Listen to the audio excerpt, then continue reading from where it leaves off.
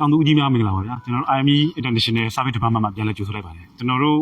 IME International ထုတ်YDO ထုံစက်တွေရပေါ့နော်ကျွန်တော်တို့ဆောင်းရံချောင်းရံနေ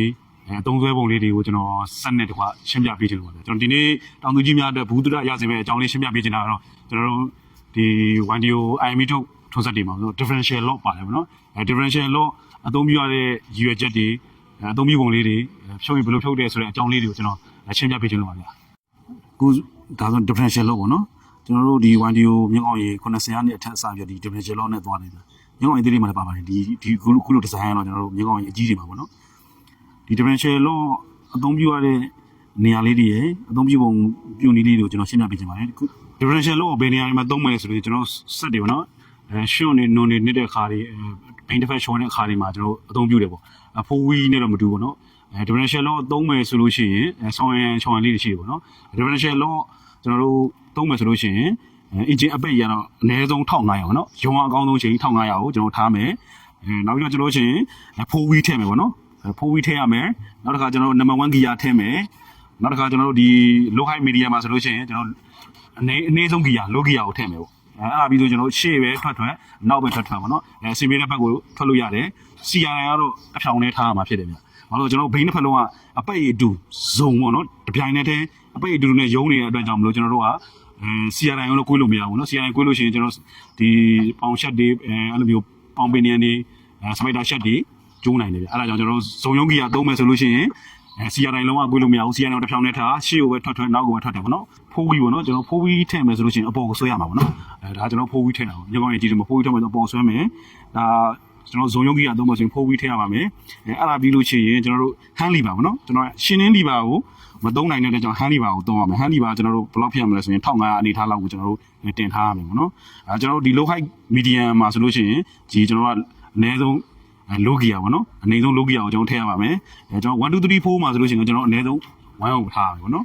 CRI ကိုတစ်ဖြောင်နဲ့ထားရမယ်ပေါ့နော်ကျွန်တော်အဲဒီဇုံရုံးကြီးကသုံးမယ်ဆိုကျွန်တော်ဇုံရုံးကြီးကိုကျွန်တော်နင်းထားမှာပေါ့နော်နင်းထားပြီးတော့ကျွန်တော်တို့ကရှင်းလီပါမနင်းတဲ့အတွက်ကြောင့် RPM 1500ကိုကျွန်တော်တင်ထားပြီးတော့ကျွန်တော်ရှေ့ကိုတစ်ဖြောင်နဲ့ပဲထွက်မှာဖြစ်ပါတယ်ဗျရုံးကြီးကကျွန်တော်ပြန်ပြီးတော့ဖြုတ်ပြီးပေါ့နော်မနင်းတော့ဘယ်နဲ့ဆိုရင်ကျွန်တော်ပုံမှန်အားဖြင့်လည်းကျွန်တော်သူ့နေနဲ့သူပြန်ရောက်တယ်ရှိတယ်ဒါဆိုရင်သူပြန်ရောက်တယ်ပေါ့နော်တခါတည်းလို့ရှိလို့ရှင်ဇုံရုံးကြီးကဟိုမပြုတ်ခွဲနဲ့ဝင်နေတဲ့အခါမျိုးတွေရှိတယ်အဲ့လိုမျိုးဝင်နေတဲ့အခါမျိုးတွေမှာဆိုရင်ကျွန်တော်တို့ကဘယ်လိုဖြုတ်ပေးရမလဲဆိုလို့ရှိရင်ကျွန်တော်ကျွန်တော် brake ပေါ့နော် shifting brake service shifting brake ကိုရှိတယ်အဲ့ဒါကိုကျွန်တော်ခွဲရမှာဘယ်ညာခွဲပြီးတော့ကျွန်တော်ဇုံရုံးကြီးကဖြုတ်လို့ရတယ်ဗျဇုံရုံးကြီးကဝင်နေတယ်ဆိုလို့ရှိရင် CRI ကိုမပါဘူးနောက်တစ်ခါပေါင်ချက်တွေနောက်မှာရှိတဲ့ pin တွေ spider ချက်တွေထိခိုက်နိုင်တယ်ပေါ့နော်အဲ့ဒါကြောင့်ကျွန်တော်ကဇုံရုံးကြီးကဝင်နေဆိုရင် CRI မပါဘူးဆိုလို့ရှိရင်ဒါကျွန်တော်သိတာလေဗျ CRI မပါဘူးဇုံရုံးကြီးကဝင်နေတယ်ပေါ့အဲ့လိုမျိုးဆိုလို့ရှိရင်ကျွန်တော်ဒီ shifting brake ပေါ့နော် shifting brake ကိုကျွန်တော်ဘယ်ညာခွဲပြီးတော့ဆက်နိုးပြီးတော့ကျွန်တော်ဖြုတ်မှာပေါ့နော်ဒီ shifting brake ကဘယ်ညာတော့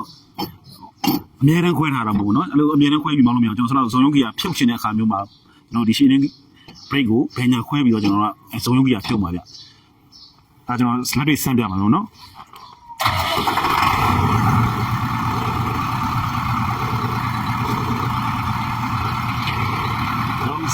ဆက်လို